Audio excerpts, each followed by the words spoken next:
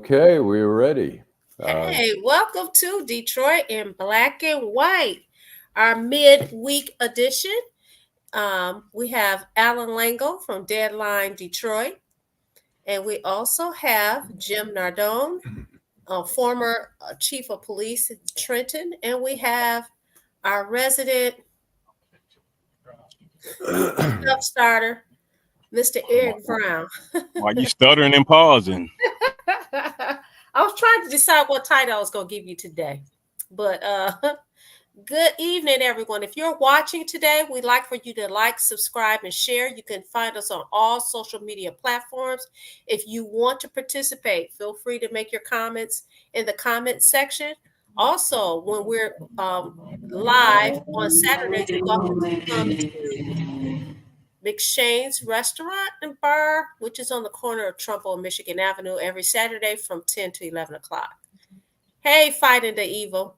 So what's up, guys? So you didn't introduce yourself. Oh, absolutely.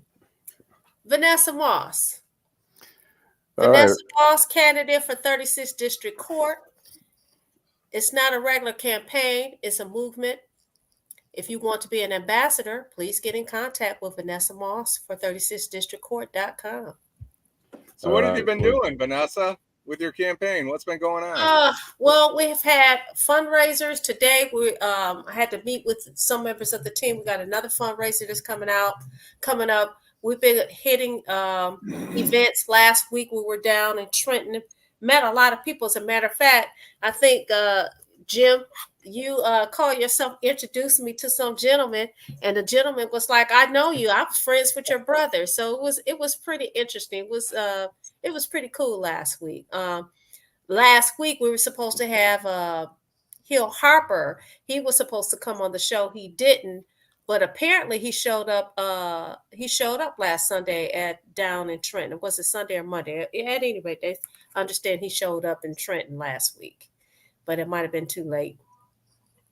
Hey, Allan, before we go on, can I have a dear friend that lost her daughter over the weekend, Friday. So my heart goes out to Natalie Reed and her daughter, Kristen Miles, father, Johnny Miles, and sister, Beverly, and stepdad, Donna Reed.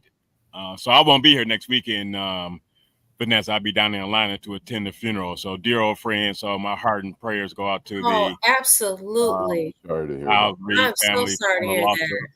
Kristen Miles, an amazing young lady, 35 years old, Hampton University graduate, member Alpha Kappa Alpha Sorority Incorporated, and she would be dearly missed, gone too early, but definitely missed. Oh, that is so sad. Oh, I'm so sorry. I'm so sorry for your loss, and my heart goes out to you as well as the family of the decedent. That is really, really tough. And parents don't, as parents, we don't want, to lose our children before we leave here. We expect to, for us to leave before they leave us. That's really tough. Yep. Well, let's talk about Tuesday. I'm going to start off. Something happened here. So everybody knows I live downtown. I live in the riverfront community. We have well over a minimum of 3,000 people here. And for over the last, I think they built their first building in the 80s. So 40 years, because I've met some people who've lived here since the inception of the building complex. For 40 years, they've been able to vote right here in this neighborhood, right here in this complex. Well, I get up, get dressed. I said, okay, I'm going downstairs and I'm going to vote. I get downstairs. They have moved where we vote to 3 miles away. And the people who live 3 miles away had to come here to vote. But here's the rub. This is a private community. You have to show your ID in order to get here. And people were pissed off, like, why am I showing my ID? I'm coming in here to vote. It was a mess. And we don't know who made the decision to do that, but it's ridiculous. And what is even more ridiculous is the fact that we have to drive 3 miles away. You have some people that are elderly, people who are who have, they're wheelchair bound. Like one of my neighbors, he's wheelchair bound. Listen, we have Wayne County Community District right here on the corner. I have to pass them in order to go over there on Grand River and Mac to vote. That is ridiculous. And we don't know why it was done, when it was done, but you're talking about people feeling like, you know what, look, I'm not going to vote. I did talk to a couple of my neighbors, and it was like, look, if I have to drive to Genesee County, I'm going to vote. But they really are pissed off over in this community that we have to drive 3 miles away. And the people that 3 miles away, they're pissed that they had to come here because they have to go through security. So security is like, who are you here to visit? Oh, I'm not here to visit anybody. I'm here to vote. Well, the security is saying, listen, let me see your ID. I'm not showing my ID. You talk about a mess. It was a mess. Huh. So do you think this is part of Stop the Steal? What was the motivation? Well, it's no stop the steal. You only had 15.83% of the people in Detroit came out to vote, which is deplorable. You only had 25% of the people in the state of Michigan. So I don't trip on people talking about stop the steal, talking about voter suppression. People are not taking the time to even make it an important part of their day. So it is a shame. So you're saying that you don't, Eric, you don't think that is part of, what would be the motivation though? What would be the motivation to... Vanessa, 15.83% of the electorate in Detroit voted on Tuesday. So where's Stop the Steal? Because you have to understand, if only 15.83% voted, you're talking about 85% of the people in Detroit said, we don't give a damn. And it wasn't all about Stop the Steal. A little bit of rain, a little bit of clouds is what kept people away. But you have a city that constantly bitch and moan about having no black representation, and they had opportunity to elect 2 black people, and they say their asses at home. I don't feel sorry for them. But listen, my issue is not about the how many right now. I'm talking about the convenience of, you have a whole community here, a minimum of 3,000 people. You guys were talking, somebody was asking me before we went on live, how many floors do we have in the building that I'm in? It's 26 floors. I can't tell you how many units, but the bottom line is this: most of us, I've talked to people all day, we're going downstairs to vote. Some people were coming from the other buildings to vote to find out that they got to drive 3 miles away. That's ridiculous. Y'all need to roll over on East Grand Boulevard and have a conversation with Janet Winfrey and Daniel Baxter. Do you think that is Janice Winfrey? What do you guys think, Allan?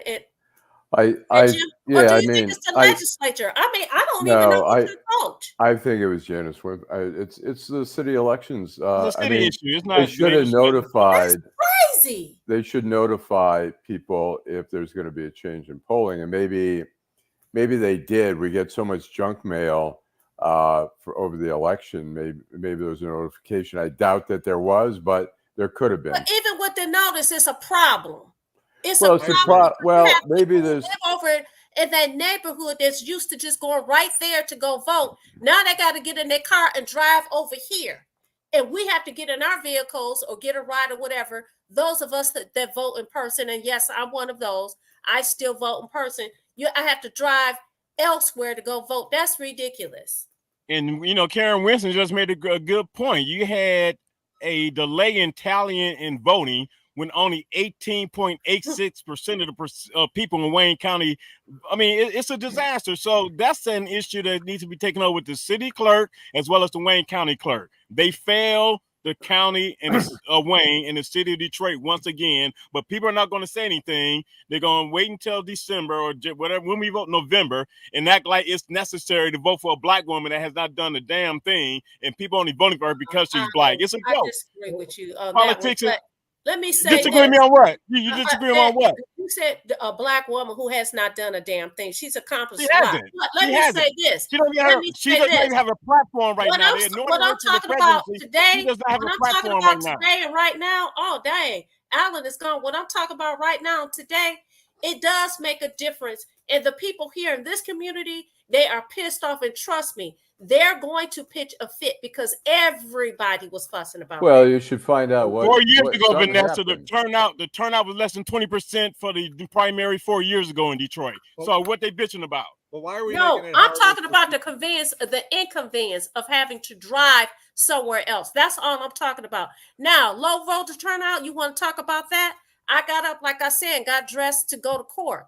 I had to drive somewhere else, right, to vote. And so I was like, well, I'm just going to be late for court. I was a whole whopping number 5. A whole whopping number 5. I don't even want to talk about the turnout. I want to talk about why they're making it more difficult for the residents of the city of Detroit to vote. Because they don't expect them to vote. That's why. Why Huntington Place is down the block from you. Wayne County is a place where people are going to vote, which is around the corner. I believe they have to notify you if they're changing a polling location. Even if they notified us, it's a problem. Even if they notified us, a problem. But did they? Do you know? Does anybody know? You should have received some kind of written notification that they were changing the polling location. Well, like if Allan they haven't said, done that, that's a violation. Right. Like Allan said, they probably did. I'm going to tell you, it got so much mail. Shri Thanedar, oh my God, it seemed like he mailed something every 5 minutes, not every day, every 5 minutes. I mean, I had so much mail in my box. It's ridiculous. All the poor trees. I'm so sad about the poor trees. But anyway, I digress. What else are you guys going to talk about? We're going to continue to talk about let's talk about the Shri Thanedar race and what happened there. Okay. I have some opinions on that. Okay. I think one, Shri Thanedar bombarded everybody with a lot of flyers through the mail, attacking Mary Waters on one, saying she was against gay marriage, 2, that she had a criminal conviction, that she was involved in a bribery scheme. He flooded the TV. I didn't see, I may have seen, I can't remember, maybe a Mary Waters thing, but I think 40% of the district is in Detroit. Then you have Grosse Points, some of the Grosse Points. You have some of the, I think downriver, there's some communities there. And I think basically, when people see that, they don't know Mary Waters. I mean, Mary Waters' base was here in Detroit. When people in Grosse Pointe, people downriver see those commercials, they're like, why would I vote for somebody who was involved in a bribery scheme? And they don't know. They don't know. And Shri Thanedar is a fairly benign. Some people, I wouldn't say he's beloved, but he's benign. But he's running against somebody with a criminal conviction, and he has had the wherewithal, the money to do it. So I thought, I predicted he was going to kill her, which he did. He I made a prediction that he will prevail again. But I've had people tell me, talk to me on the phone, in person, and say, hey, I don't care. I'm voting for Shri Thanedar. I was surprised that of the people who told me that, but they said, no, I'm voting for Shri. There's no way am I voting for Mary Waters. And the other person, they didn't know. Now, Hawkins and I went to law school at the same time. So, I'm familiar with her. But yeah, I was really surprised at some of the people that I talked to that said. What did they tell you? What was the reasoning? Well, one reason was just what you just said. They were like, I cannot vote for a convicted, a convict. I mean, that's what they said. They said they just couldn't do it. They just could not and would not do it. I mean, and they stood firm. One of my friends said that she really likes Shri Thanedar. She thinks that he's visible in the community and she likes him.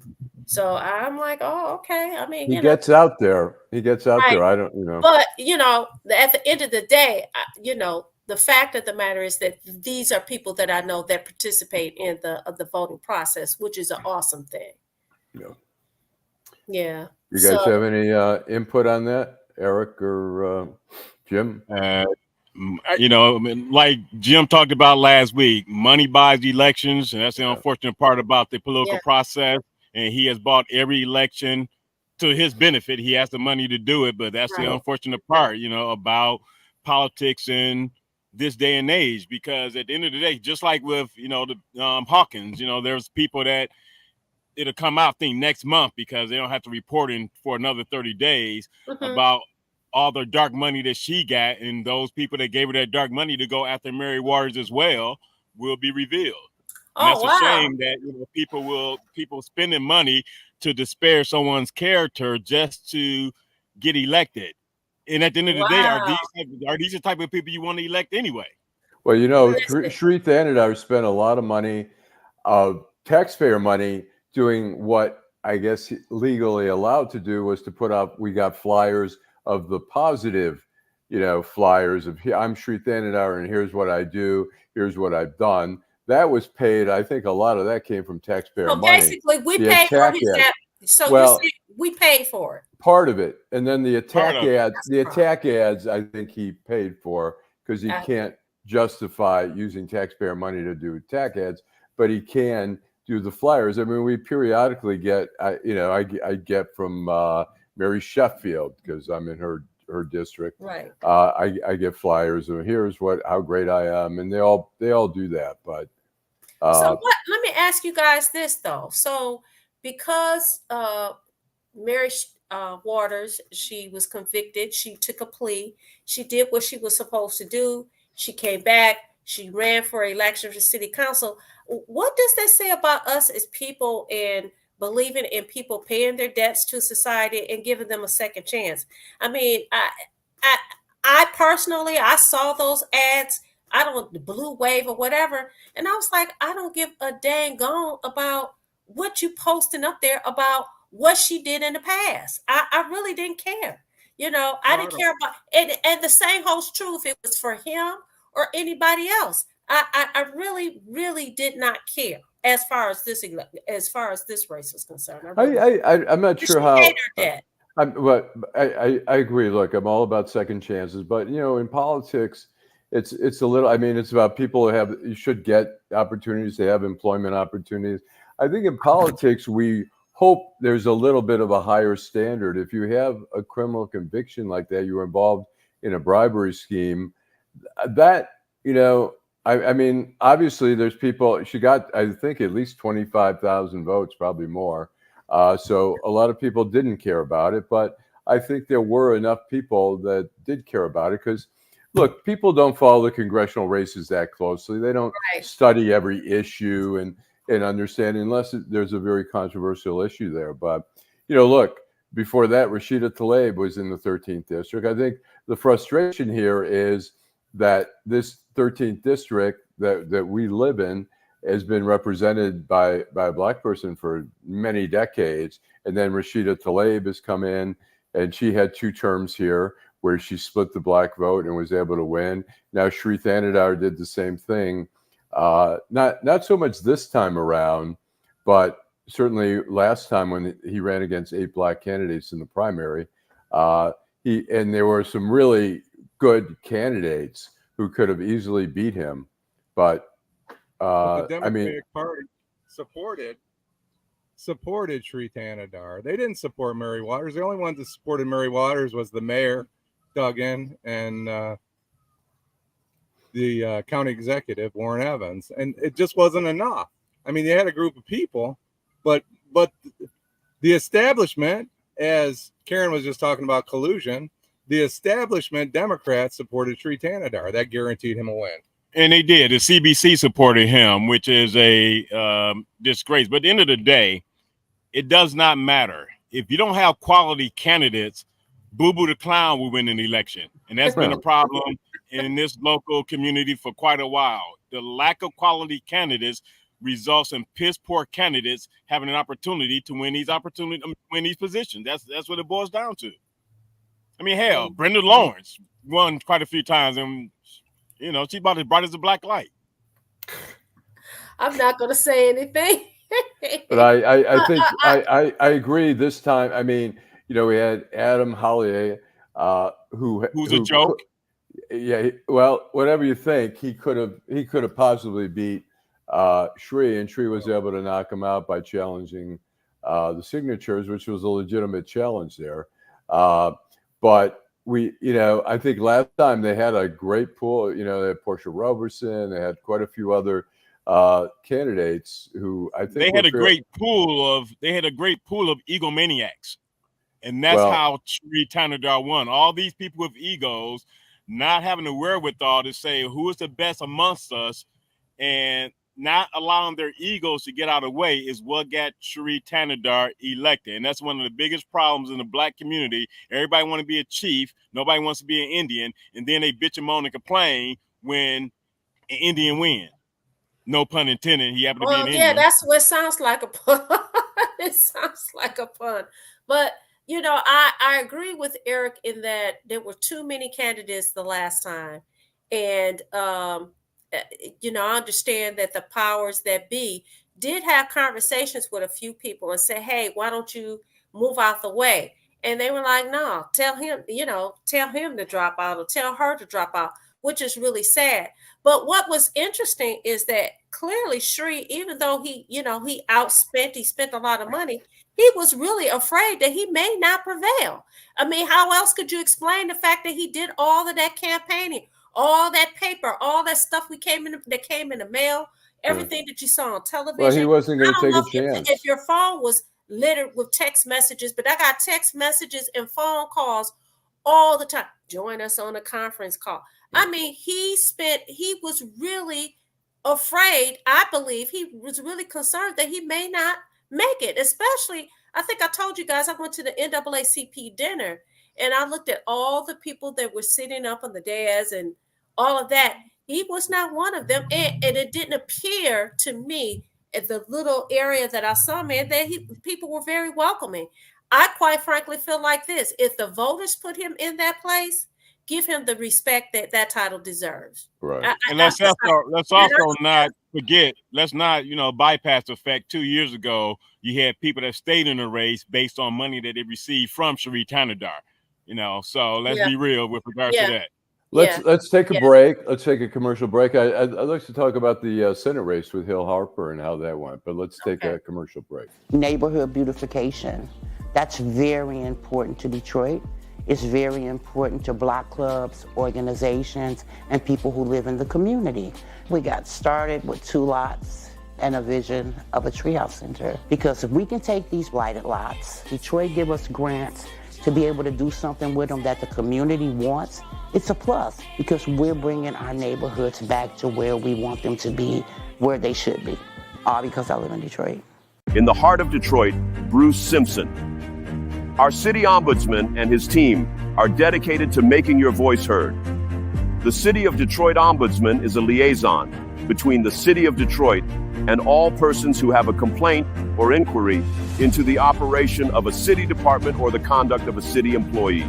The Ombudsman works as an independent oversight to provide individuals with an opportunity of giving a confidential avenue to address complaints.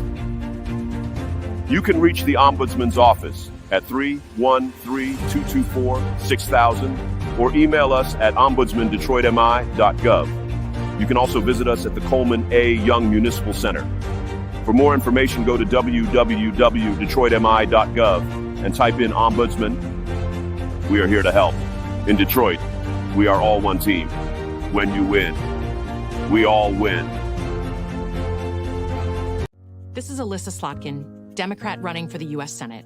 I want to share a story about who, more than anyone, taught me the importance of listening and accountability. It was President Barack Obama. I served in the White House on his national security staff. I got to see him in action, up close, and behind closed doors in the Oval Office. First, he was brilliant, and therefore demanded people really knew their stuff.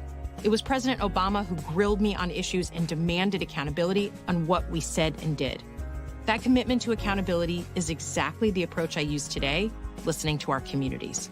It's why I've written an opportunity agenda with detailed plans to strengthen Black businesses, increase Black wealth, and provide real opportunities for our youth. Because, as President Obama taught me, you better say what you mean and mean what you say. So that's why I approve this message. Vote early or on August 6th for Alyssa Slotkin, Democrat for U.S. Senate. Paid for by Alyssa Slotkin. When I want to vote for it. August 6th. All right, we're back. We are back. All right, so let's talk. Let's talk about Hill Harper. Hill Harper got kind of trounced in the race as expected. Oh what do you think? What did he do wrong, or did he ever have a chance? Look, Yeah. Lord Jesus. Yeah. I know. Okay, so last week we talked about this, and I said, listen, I'm not a crystal ball gazer. I don't know what's going to happen. He spent a whole lot of money for very poor results. I don't know if it was the people that was running his campaign. I don't know if it was because he was focused in one area. I don't know if it was that he couldn't get his message out. I will say that a few friends of mine said, listen, I don't even know what his agenda is. People, they called and I asked some questions and they couldn't answer my questions. I'm not voting for him. So, I don't know what happened, but that was, it was brutal. It was, oh my gosh. Lord But Jesus. it's also hard when someone is anointed to that position. Slotkin has been someone whose name was anointed ever since Scribanoff said she was not going to run. So he did a decent job, but again, turnout hurt him.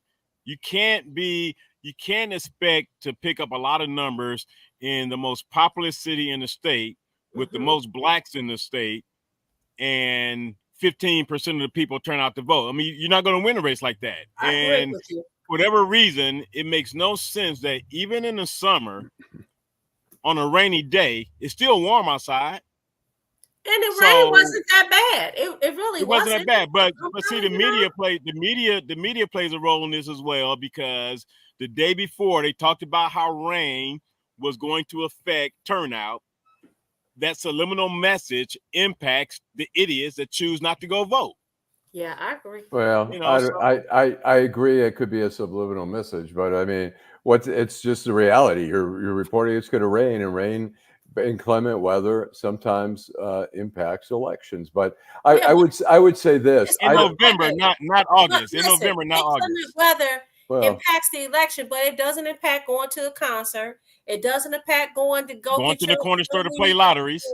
It don't impact you doing all the other things that you want to do and the things that you need to do. But rain. I mean, and all of that. I'm sorry. I'm with Eric. No. If you go to a bar, if you go to a restaurant on a night where it's stormy and raining, I'm saying that's going to impact business. It's like, it depends on how motivated you are, how important it is to you. I mean, if you say, I got to vote, I don't care what, I'm going to vote. I mean, I'm like, I was worried in 2020 about having COVID and not being able to vote. Thankfully, I didn't have it and I was able to vote. But I think, I don't know Hill Harper. I think we all don't really know what Hill Harper did to campaign. I mean, it seems like he really focused on Detroit, which is a strategy, but it's a statewide race. I mean, if you wanted to focus on black voters, I mean, I would have went to Flint. I would have went to Saginaw. I would have spent, and I don't know, maybe he did. Yeah. I would have gone downriver to certain communities. I would have. It seemed like, and you're right. It's hard getting the message out. And Eric's right. She was anointed. I mean, you have a challenge. He went to law school with Obama. Obama didn't want to come and campaign for him. So that's what he says, because he didn't want to interfere with the Democratic machinery. I mean, it was an uphill battle. I would have, if I were him, I would have played up more about being an actor, that I'm famous, people love, why not? And he seemed to feel like if you wrote and said actor Hill Harper, you go, I'm much more than an actor. I'm a community activist. I'm a businessman. I'm this, I'm that. I guess whatever it was, the message didn't get out. And, the media does. I mean, look, the free press and news, the resources are smaller and smaller there. It's harder and harder to get really good coverage. I mean, here's a major U.S. Senate race, which is, the country's going to be watching it now with Mike Rogers and her, and it could be a potentially very close race. And it could potentially mean the difference between. You hear what Karen said? He sucked in that movie. I saw him in. But the decision was made. The decision was made before the ballots went out, just like the decision was made in the Democratic Party to anoint a new president. We talk about how people think that Trump is going to be the king of this country. Let's look at the other side. The Democratic Party is doing everything they've accused the Republican Party of doing. And that's, one of the major problems I'm having with this. I mean, she's not going to get my vote. I mean, it's neither one of them. But one of the major problems I'm having with the Democratic Party is they are anointing someone who has never, ever got a single primary vote. All these people that look like me, I was at an event, I was telling Jim off camera before I came over here, I had a lady that could not even communicate a single issue as to why she is supporting Kamala Harris, other than saying that's her damn sorority sister. Well, and for some people, that's enough. Some people vote because of the color of somebody's skin. Some people, and that's a damn shame because. But I don't think I'm not in a position of telling anybody your decision to vote for this person is stupid or is wrong or it's a shame. I'm sorry. I disagree with you there. I mean, look, some people just have whatever reason it is. They're from, I mean, look, people vote and say they're from my state or they're from this state. I like this state. I like the way that person looks. So I can't say anything more than that. I mean, looks matter in sometimes in races where people say, oh, that person looks like the role. It looks like the role of a president or senator or whatever. Well, with all due respect, at the end of the day, if you're using superficial reasons to vote for someone, you're an idiot. You can't say how important voting is. You can't say how important. An idiot is no, you're an idiot. I would say I would. You being respectful by calling them idiots. No, you are an idiot. Being respectful, Eric. You call no, that's not being disrespectful. If someone tells me that they're voting for someone because of their color, stop it. Just like no. Just like someone told me to stand down with regard to criticizing her. I went to an HBCU. I'm in a black fraternity. I'm black. Don't tell me that I'm obligated to vote for her based on those three criterions. That's bullshit. At the end of the day, prove to me why you have gotten my vote. That's BS for you. That's BS for you. That should be BS for anyone. And that's why the political system. That's why the political system. And that's why the reality of the political system is such a joke right now. And that's why people are checked out of the political system because they see people doing stupid stuff. Look, Eric, let's look at Josh Shapiro. There would have been plenty Jewish people who voted for Josh Shapiro because he's Jewish. Although, if you listen to his speech on Tuesday in Philadelphia, he very Obama-like, very, I thought very charismatic. But and I think part of the reason he didn't get picked was partly, certainly not all of it, but partly because he was Jewish and people, his views on Israel. Well, Michigan is a battleground state. That's one of the reasons why he didn't get picked. Same with the situation yesterday at her, whatever she had yesterday, and she, calling out the people saying about the, ending genocide and all that. But whoever is vetting these people, they've done a terrible job thus far because her running mate is being found out. He lied about his. One thing you don't lie about is military service.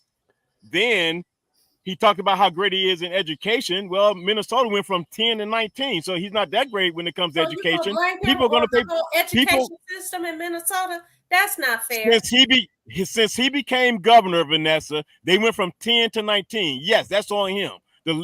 It starts at the top. Leadership starts at the top. And with regards to him being in the military, the one thing you don't lie about. Republicans pick for a VP. I'm not voting for it. See, that's another thing that bothers me. People want to clap back about the Republican Party. I'm not voting for the Republican candidate. So quit saying because I'm dogging them. I said I hope you have the similar.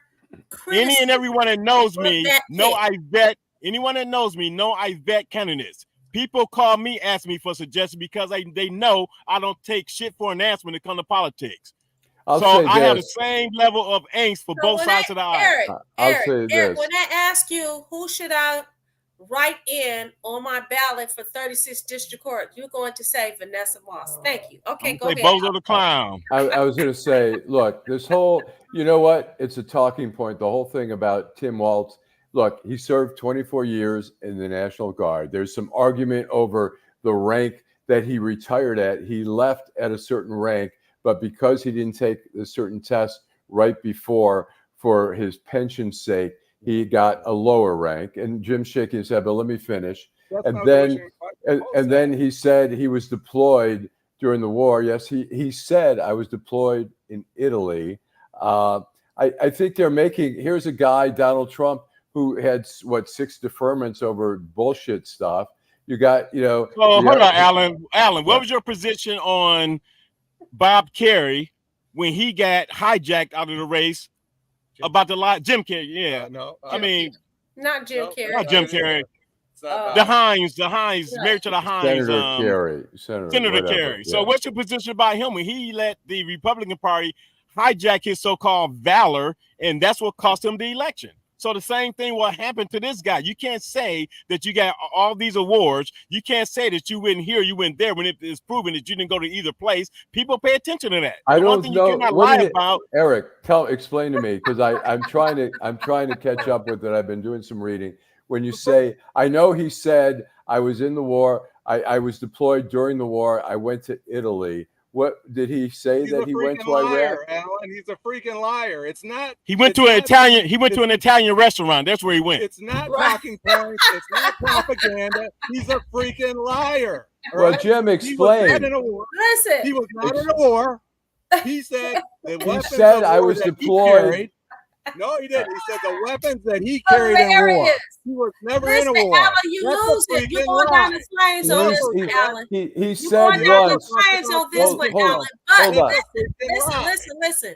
No, you know what, Jim? When you talk about when you couch it that way, it's so disingenuous. It's such a Republican. It's a Republican talking point. Lie because he's a Democrat. He's allowed to lie in your case. No. Gee, I do my research. That's where I get my information from. I do research. That's what it's called. Liar. He was just asking a question, Eric. What else do you need? Let me say something. Don't you understand? Hey, wait. Hold up. He said he fought war. He did not fight in a war, and he was not a sergeant. His statement was. He's a freaking liar. All right, Jim. Listen. Yeah, he's not a sergeant major either. Look, let me say something. Let me just respond to that, please. When he talks about, he said he used the phrase, and it may have been mischaracterized, but he used the phrase and he said, "I don't want people, civilians, carrying the guns that I carried in war." Okay, I think that was one statement he made. Did he make any other statements besides that? Yes. I think he was trying to say. We don't carry M4s. Well, you can't buy an M4 in the United States of America. It's against the law. We're talking about assault weapon. An AR-15 that is not an assault weapon. It's a semi-automatic rifle that is not what anybody carries in war. Never has, never will. He's a freaking liar. So, oh wow. I think, Jim. I think you're over. You know what? You are carrying the water for Trump when you take that statement. He's a liar, Alan. Wait a minute, but let me say this. An AR-15 is not a weapon of war. He's trying to say that assault weapons, are not to be carried by average citizens. Hold up. They're not weapons of war. Listen, we're having a spirited conversation, but it's time for us to wrap this up, okay? And we could continue this conversation on Saturday at 10 o'clock. But let me say this in my parting words is this. He didn't tell the truth. That's the bottom line. But because he didn't tell the truth, does that mean that people are not going to vote for that ticket? I don't know. I would say the same holds true for the other side. They've lied about some things. So no, not something. Wait a minute. Alan, yes. You can say, but I'm going to disagree with you in that the guy did not tell the truth. Now, am I going to call him a liar? A liar is somebody who, in my mind, I'm like, that's what you do all the time. I'm not going to say that. I say that he embellished, right? But I'm not going to say that he's a liar. And I think there's liars on the other side. Okay, let me say something. Non-truths on the other side. Let me say something. He said something that apparently was misleading. One thing, we're talking about Donald Trump, who has never told the truth. The pick for the VP. But listen, we're about to wrap up. We're about about to go. We will see you guys on Saturday. We could continue this conversation on Saturday. Thanks to David. Thanks for David's comment about Hill Harper. In some counties, David, he only got 10% or less. Hill Harper, and I think that's relevant. It's sad. All right, here we go.